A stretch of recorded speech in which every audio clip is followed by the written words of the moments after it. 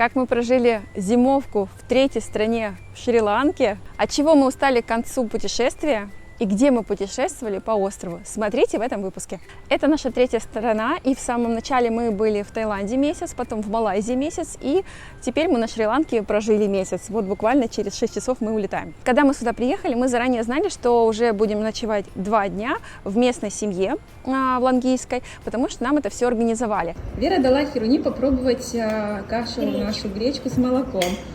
И Хируни пробует. Кушает. Oh, good Russian food. Каждый раз, когда мы приезжали в разные страны, у нас жилье организовывалось совершенно по-разному. Если в Таиланде, это я через чат нашла в комплексе, познакомилась с людьми и сразу оплатила. Рискованно, да. Если это Малайзия, то вторая страна, там мы забронировали на букинге, 2 дня пожили, поискали виллу, нашли, переселились.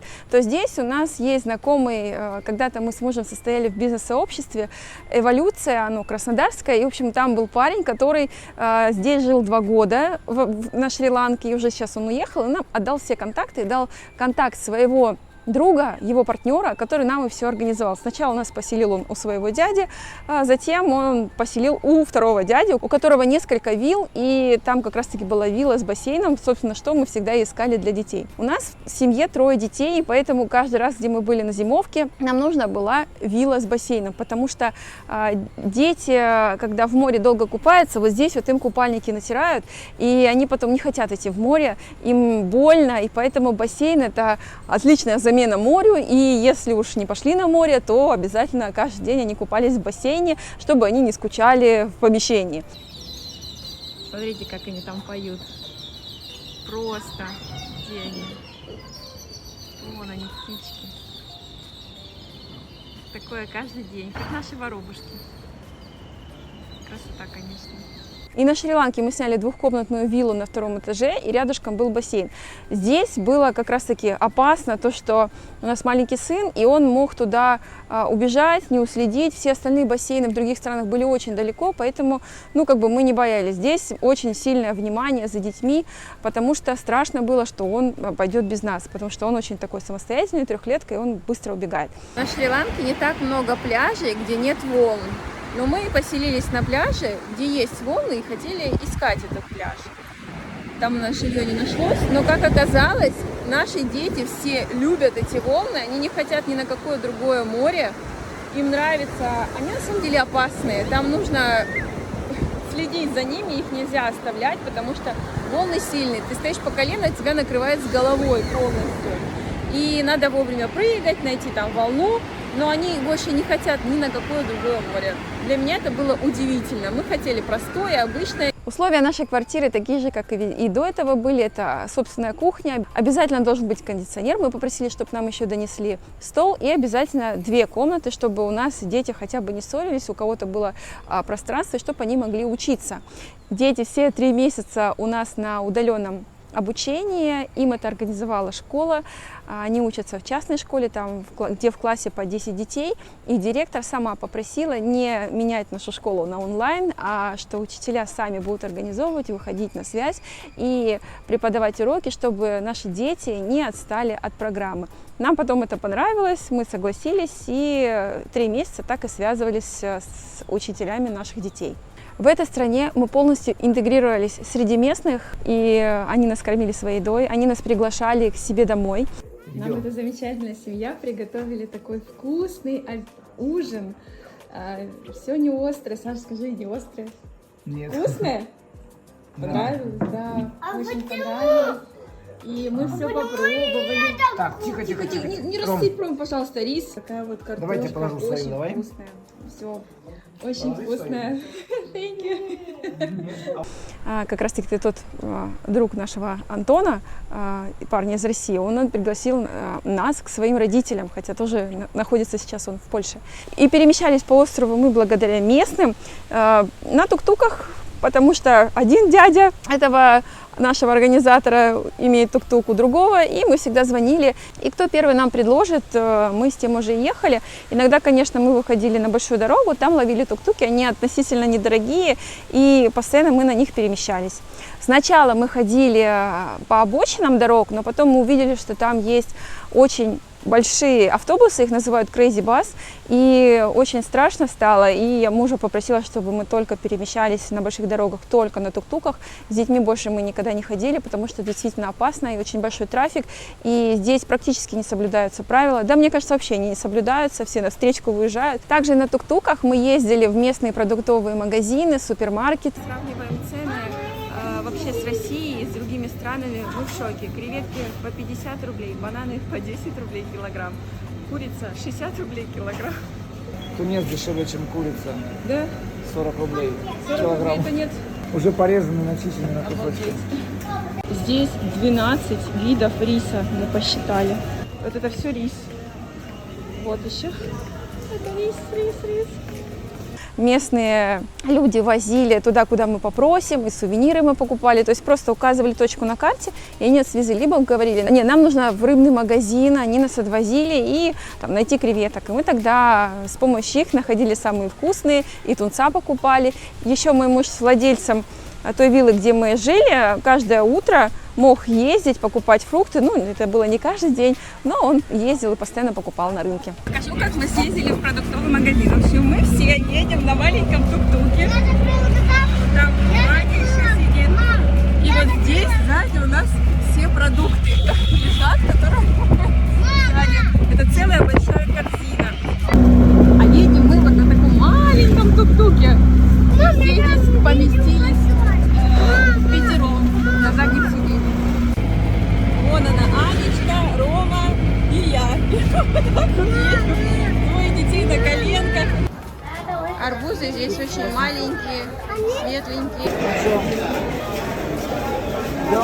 Идем. Это на рынке, все в открытом доступе. Вот так вот местные работают. А что, это страшно? Любой человек подойти, вот так попробовать, провод, все открыто, шиновка вообще все.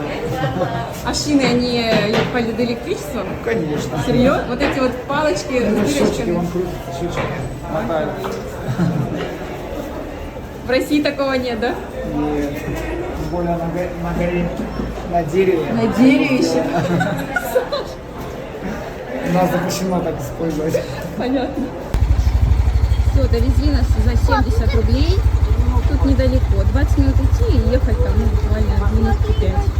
Когда мы уезжали из Малайзии, я заметила, что когда был какой-то перелет, или как раз-таки мы только приезжали вообще на зимовку, я ощущала, что очень хочется домой. И поняла, что когда стресс, что-то неизвестное, хочется именно вот, чтобы кто-то тебя близкий обнял, пожалел. И эти сложности, они проходили, и потом мы окунались полностью в отдых, в работу, в страну, изучали страну, и нам становилось гораздо легче, и вот эти страхи, они полностью уходили. Когда мы приехали на Шри-Ланку, точно так же мне хотелось домой, ну ладно, уже месяц остался. Со временем, когда мы здесь находились, где-то после первой недели, мы поняли, что мы очень сильно устали от детей.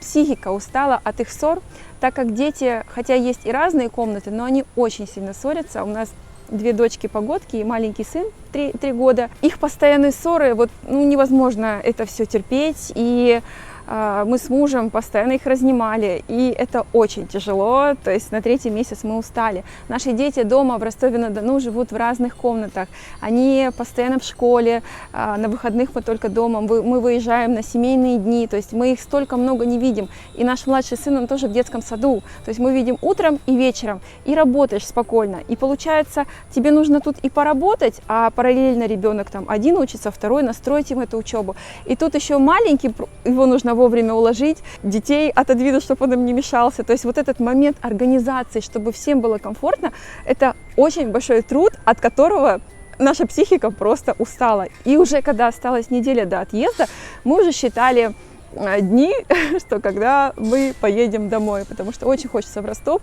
хочется отдохнуть, хочется не видеть детей. Приехали на змеиную ферму, показывают нам черную, коричневую кобры. И обычную. Она нажимает немного. Come on.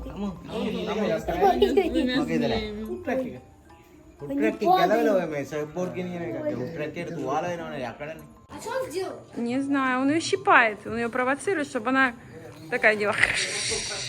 Вся поездка нам обошлась в $100, и после змеиной фермы мы поехали на чайную фабрику. Сначала мы увидели, как растет чай, детям показали. У нас был англоязычный экскурсовод, и мы переводили все детям.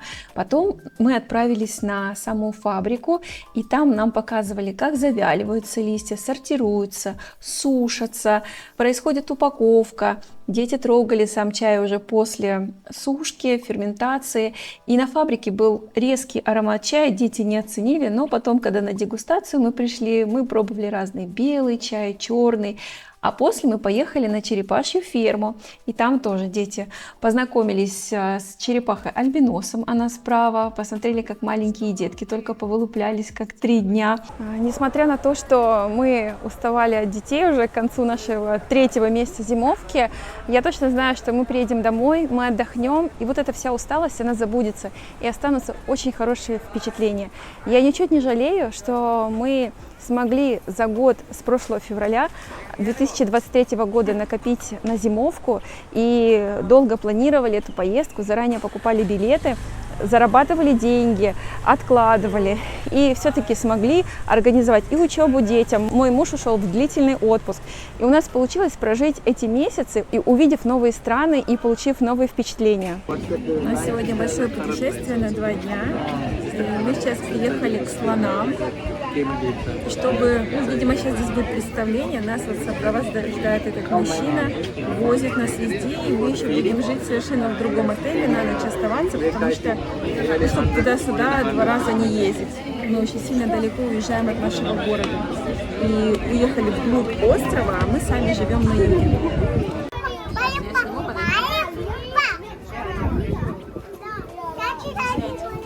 Как это все выглядит. Для Шри-Ланки вот этот тоннель является достопримечательностью, потому что он самый длинный, самый большой. Завтра мы на нем поедем кататься. Переночевав в самом городе Элла, на следующее утро мы встали очень рано и уже, по-моему, в 6 утра были на вокзале. Все были очень тепло одеты.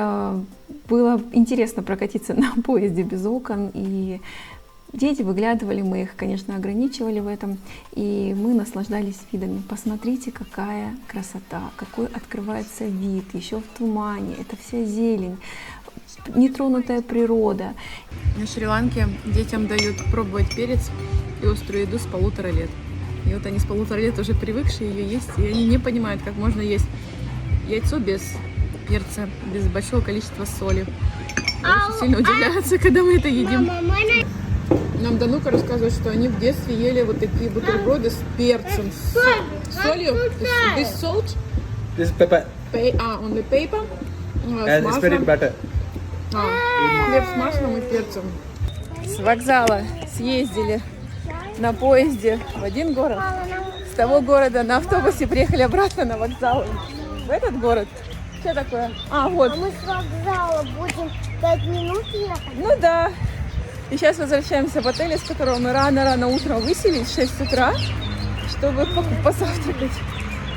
Нам наш экскурсовод забронировал отель, и в нем ничего особенного. Мы все впятером там поместились, заехали покушать в этот отель, чтобы дальше отправиться на гору. Решили мы с 3 детьми подняться на самый 2-й пик, на Шри-Ланке, такой высокий. И вот, преодолеваем. Просто... Конечно, я хочу отказаться, но у меня Саша всегда такой: идем. Я иду. После горы захотелось освежиться. На обратном пути мы заехали на водопад. Видите, вон там муж забрался с детьми. Кто-то из них упал и расцарапал себе все. Конечно, не повторяйте наших ошибок. Мы там перекусили. Дальше на обратном пути мы заехали купить местный десерт из молока буйволицы. Распаковываю Buffalo Curd. Это просто, скорее всего, просто кваша. И интересно, они продают все вот в таких глиняных горшках. Промаркировали, что 11 февраля сделано, и получается скушать до 15. Это цена. А что это? Это Да. простокваша. Сейчас подожди, попробуем. Очень густая, кисленькая, как сметана. Ну, обычная такая простокваша. Не запекается она у них. До отъезда домой осталось 3 дня. И мы нашли то, что можно, чем можно заменить сметану. Вот такой студенистая она. Ну, обычная простокваша. Вкусненько. Без сахара, без соли. Buffalo Good. Вот такой глиняный горшок. Видите, вот. И вот так вот здесь это все выглядит. Почему? Они добавляют сюда мед или сахар и кушают. У них это десерт. Почему сахар? И очень много продается. Прям стопками стоит и продается. Мама, он такой большой. 450 рупий. Это, Мама, кажется, 200 смотри. рублей. Вот такая штука стоит. Мама. Объективно, путешествие в каждой стране у нас обошлось примерно в 350-400 тысяч. И если бы наша семья просто поехала на 2-недельное путешествие, у нас 5 человек, мы платим за перелет за всех, то у нас только на билеты вышло бы 500 тысяч именно в Азию. Поэтому, прожив здесь 3 месяца, мы значительно условно сэкономили деньги, потому что и за жилье мы бы точно так бы заплатили, сколько бы мы заплатили за месяц. Мы снимали виллу и готовили сами. А если бы мы приехали на 2 недели, то мы оплачивали бы отель. Соответственно, цены примерно бы совпадали. У меня пока на 2 недели уехать вот так с семьей жаба душит, потому что перелеты для нас очень дороги еще. Несмотря на то, что мы смогли заработать на вот такую большую поездку на 3 месяца, но на маленькую поездку на 2 недели мы бы точно бы не поехали, потому что это очень большие расходы. Во-первых, дорогой перелет, дорогое проживание. 2 недели это слишком мало для впечатлений, и мы на данный момент короткую поездку себе не можем позволить. И вот решение поехать на 3 месяца, если вот у вас тоже такая финансовая ситуация, вы можете вроде бы как рассчитать на длительную поездку и на короткую вы не хотите, цены кусаются, то как раз таки, если вы работаете онлайн, вы точно так же можете себе позволить или поставить цель, чтобы поехать, или позволить сейчас поехать в такую длительную поездку, потому что экономия получается за счет того, что жилье, если вы будете сами готовить, да, затем перелеты между странами недорогие, ну и мы сами покупали везде продукты. А еще у нас была страховка, ну, на каждую страну, на 5 человек у нас было по 20 тысяч, то есть в итоге это 60 тысяч. Вот здесь я выложу полный расчет, сколько мы потратили, и я продублирую это в описании к этому посту. Также я укажу курс доллара, чтобы вы понимали. Конечно, когда вы посмотрите это видео, спустя несколько лет цены будут уже не те, но хотя бы вы понимали уровень цен, как это получилось для нас. Мы не сильно заморачивались насчет жилья, мы на жилье экономили. Я знаю, что моя коллега, она говорит, я не могу в таких квартирах жить, для меня это некомфортно, я хочу, чтобы прям вообще все было лакшери. Я говорю, нет, у нас как бы под завязку мы должны еще и покушать, и 3 детей, и чтобы еще и попутешествовать, и поэтому мы как бы жилье в Таиланде, мы если совсем, конечно, сэкономили, мы там сняли однушку, и где мы впятером жили в одной комнате, то в других странах мы хотя бы брали по 2 комнаты. В идеале то, что я бы хотела, чтобы у каждого ребенка была своя комната, но эти виллы я посмотрела, что не совсем нам пока по цене не подходят, поэтому пусть так сейчас поехали, чем совсем никак. Мы накупили домой фруктов, ананасов. Тут целая коробка. Их всего сколько ты купил, Саш? 12. 12, да, ананасов. И сейчас их распаковываем по всем вещам. Сегодня уже уезжаем. Все, мы попрощались с океаном, бросили сюда монетки. Сейчас идем ужинать, и уже 10 часов вечера мы поедем домой, в аэропорт.